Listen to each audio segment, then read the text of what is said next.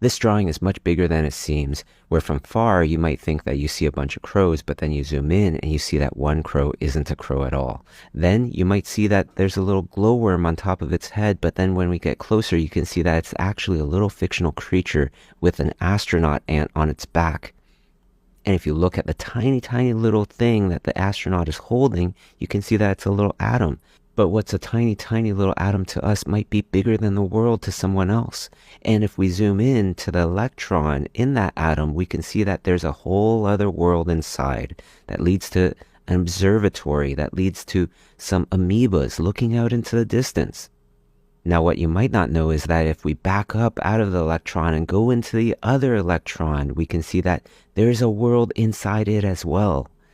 And even though both these worlds look completely different, if we search around and we just investigate, we may just see that what seems completely different